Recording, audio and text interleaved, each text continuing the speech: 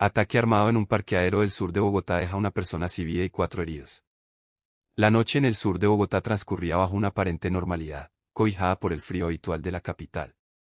En el barrio Las Lomas, perteneciente a la localidad de Rafael Uribe Uribe, un grupo de 5 personas se encontraba reunido en el interior de un parqueadero del sector.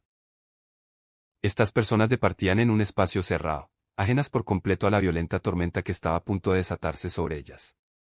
Era un encuentro de conocidos, un momento común que, en cuestión de instantes, quedaría marcado para siempre por la tragedia. Mientras el grupo conversaba, el peligro acechaba en las sombras. Las investigaciones preliminares de las autoridades revelarían más tarde detalles significativos sobre los perfiles de algunos de los allí presentes. Entre las verificaciones iniciales de la policía de Bogotá, se detectó de forma preliminar que uno de los asistentes tenía antecedentes judiciales en su contra. Asimismo, se descubrió que otro de los integrantes del grupo portaba un brazalete electrónico de seguridad del IMPEC, puesto que se encontraba cumpliendo una condena penal bajo la modalidad de prisión domiciliaria. Sin embargo, en ese preciso momento, estas circunstancias del pasado judicial eran solo datos silenciosos bajo el techo del establecimiento. La amenaza se materializó desde la oscuridad del entorno. 3 hombres fuertemente armados comenzaron a aproximarse de forma sigilosa hacia el parqueadero. Los sospechosos no utilizaron las vías principales de acceso ni llamaron la atención de los vecinos de la cuadra. Por el contrario, de acuerdo con los registros de las cámaras de seguridad y lo recogido en el sector, decidieron avanzar con astucia por la parte posterior del establecimiento, utilizando como escudo la vegetación de una zona boscosa colindante. Este terreno les permitió moverse sin levantar sospechas y acercarse de manera letal a su objetivo. De repente, la cobertura vegetal quedó atrás. Los 3 atacantes salieron de la maleza empuñando sus armas de fuego. Sin mediar palabra alguna, sin advertencias y sin dar el más mínimo margen de reacción, abrieron fuego de forma indiscriminada contra las 5 personas que departían tranquilamente en el lugar. El violento estallido de las detonaciones rompió el silencio de la noche, sembrando el pánico absoluto en el parqueadero y alertando de inmediato a los habitantes de las viviendas vecinas, quienes escucharon con horror el sonido de la balacera. A pesar de los intentos de escape, el ataque sicarial resultó letal en pocos segundos. Uno de los hombres recibió múltiples impactos de bala directamente en su cuerpo. La gravedad de las heridas fue tal que la víctima perdió la vida de manera inmediata en el sitio, quedando tendida sin signos vitales en el centro del parqueadero. Para él, cualquier intento de auxilio médico resultó en vano, convirtiéndose en la única víctima mortal de este violento atentado en el propio lugar de los hechos. La tragedia también alcanzó de forma severa al resto de los presentes. Los otros 4 hombres resultaron heridos con diferentes niveles de gravedad por los proyectiles. El desespero de la huida y el impacto del ataque quedaron plasmados en las inmediaciones del establecimiento. 2 de las víctimas lesionadas, debilitadas por los disparos y en un intento agonizante por ponerse a salvo de la balacera, terminaron tendidas sobre un andén de la vía pública cercano al parqueadero, donde quedaron esperando angustiada la llegada de ayuda. Tras consumar el atentado y observar los devastadores resultados de su acción, los 3 agresores emprendieron una rápida huida. Escaparon velozmente del lugar con el fin de evitar ser capturados por las autoridades de la localidad. De acuerdo con las primeras informaciones recopiladas por las patrullas policiales de Bogotá y los reportes entregados en el sector, los delincuentes habrían huido del sector a bordo de motocicletas, empleando una ruta de escape que los llevó con rumbo directo hacia el barrio San Pablo. Poco después del cese de los disparos, la Policía Metropolitana de Bogotá arribó al sitio para controlar la situación y auxiliar a los sobrevivientes. El oficial de inspección de la institución coordinó el traslado de urgencia de las víctimas. Los 4 heridos fueron llevados rápidamente a centros asistenciales y hospitales cercanos de la zona, donde el personal de salud los ingresó de inmediato para recibir la atención médica especializada necesaria, reportándose que todos permanecen en proceso de recuperación. Finalmente, las autoridades iniciaron las labores de investigación penal. Investigadores de la Fiscalía General de la Nación y agentes de la Policía Judicial realizaron la inspección técnica del cadáver en el parqueadero, recolectando evidencias físicas en la escena del crimen. Las autoridades recopilan y revisan de manera exhaustiva las grabaciones de las cámaras de seguridad del sector, con el propósito de establecer con precisión la ruta de escape de los homicidas, identificar a los responsables y esclarecer los móviles reales de este violento ataque que ha conmocionado al sur de Bogotá. Colegio de Valeria Afanador desafía orden de cierre y seguiría operando con estudiantes. El transcurso de un año suele atenuar el eco de las tragedias, pero en el departamento de Cundinamarca, el tiempo no ha hecho más que profundizar los interrogantes en torno a un caso doloroso.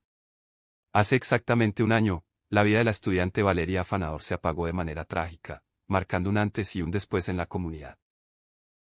Este desgarrador suceso no solo dejó un vacío irreparable en sus seres queridos, sino que encendió de inmediato las alarmas de las autoridades departamentales, dando inicio a una rigurosa investigación de carácter administrativo orientada a revisar a fondo el deber de cuidado y la protección especial dentro de las aulas. La mirada de la justicia administrativa se posó con firmeza sobre el Gimnasio Campestre Los Laureles Bilingüe, la institución educativa de carácter privado donde la menor de edad cursaba sus estudios escolares. Fue la Secretaría de Educación de Cundinamarca la entidad encargada de liderar este extenso proceso de indagación. Tras un minucioso análisis y la recopilación de diversas pruebas en una primera instancia, esta autoridad concluyó formalmente que el plantel educativo incurrió en presuntas omisiones sumamente graves en lo relacionado con el deber de custodia y cuidado de la alumna. Para las autoridades gubernamentales, los hechos exigían la máxima rigurosidad legal. La Secretaría de Educación fundamentó su decisión señalando que Valeria se encontraba en una situación de especial vulnerabilidad dentro del colegio. Según las apreciaciones y valoraciones de la entidad de control, esta condición particular requería por parte de las directivas, los docentes y los cuidadores del plantel una protección reforzada y plenamente diferenciada, diseñada para adaptarse a sus necesidades y garantizar su bienestar. Al concluir que el plantel presuntamente omitió cumplir a cabalidad con estas indispensables medidas de cuidado especial, la balanza de la responsabilidad administrativa se inclinó en contra del establecimiento. La consecuencia directa de estos hallazgos llegó con una determinación contundente por parte de las autoridades departamentales. La Gobernación de Cundinamarca ordenó la sanción más drástica contemplada para el sector educativo: la cancelación inmediata de la licencia de funcionamiento del Gimnasio Campestre Los Laureles Bilingüe y el decreto de cierre definitivo de todo el establecimiento. Esta determinación representó un golpe fulminante para la institución, marcando el inicio de un proceso administrativo que pretendía clausurar de raíz sus operaciones debido al presunto incumplimiento de sus deberes más sagrados de protección.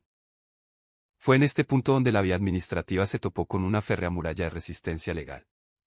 El Gimnasio Campestre Los Laureles Bilingües se negó rotundamente a aceptar las conclusiones consignadas por la Gobernación de Cundinamarca y rechazó la orden de clausura definitiva.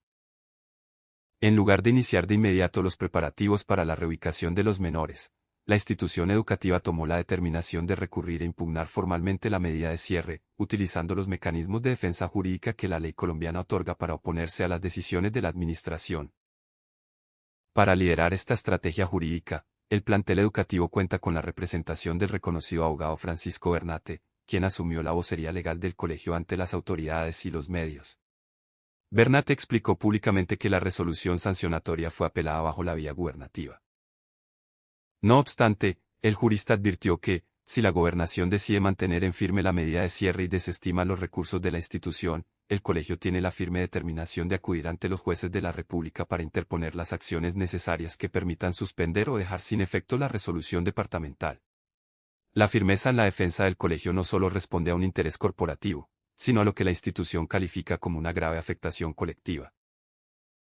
El abogado Francisco Bernate argumentó que ejecutar la orden de cierre definitivo traería consecuencias desastrosas para toda la comunidad que gira alrededor de sus aulas. Según el jurista, la medida no solo afectaría a los estudiantes en su proceso académico, sino que perjudicaría de manera directa a sus familias, a los docentes, personal de servicios, trabajadores, contratistas y proveedores vinculados operativamente al establecimiento. Bajo este argumento de impacto social, la defensa busca una salida clave ante la justicia ordinaria: solicitar una suspensión provisional de la resolución administrativa de cierre. Esta alternativa legal se ha convertido en el principal objetivo estratégico del colegio. De ser concedida por un juez competente de la República, la suspensión provisional congelaría de forma temporal los efectos de la clausura ordenada por la Gobernación, permitiendo que el plantel bilingüe continúe prestando sus servicios escolares con total normalidad mientras se define el litigio de fondo en los tribunales del país. Hoy en día, la tensión y la expectativa conviven en las aulas de la institución. Desafiando abiertamente el mandato de cierre de las autoridades de Cundinamarca, el Gimnasio Campestre Los Laureles Bilingüe mantiene todas sus actividades operativas y académicas con normalidad. El colegio continúa operando con la expectativa declarada de que la vía judicial ordene la suspensión provisional de la drástica clausura antes de que el proceso administrativo avance de forma irreversible.